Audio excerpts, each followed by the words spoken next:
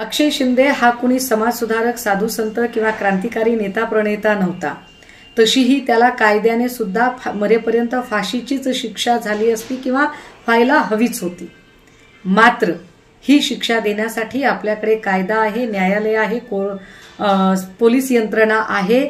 ती शिक्षा देण्याचा अधिकार फक्त आणि फक्त न्यायव्यवस्थेला आहे आणि न्यायव्यवस्थेची ही संपूर्ण प्रक्रिया ओव्हरटेक करण्याचा प्रयत्न कुणीही करू नये यासाठी म्हणून अक्षय शिंदेचा एन्काउंटर झाल्यावर तातडीची पत्रकार परिषद घेऊन मी स्वतः या संदर्भामध्ये आक्षेप घेत हे म्हटलं होतं की अक्षय शिंदेचा एन्काउंटर हा फेक आहे आणि पोलिसांच्या संगनमताने राजकीय लोकांनी घडवून आणलेली ती हत्या आहे।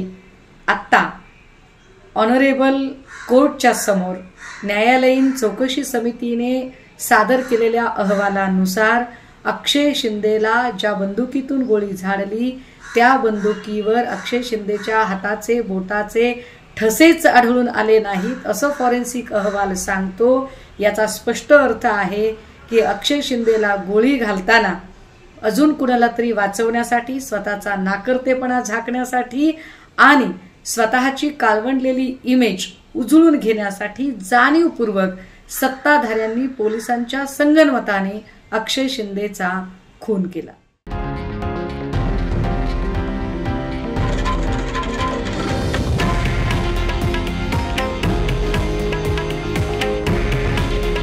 हे आहे देशातील नंबर 1 न्यूज नेटवर्क आणि आपण पाहत आहात TV9 मराठी।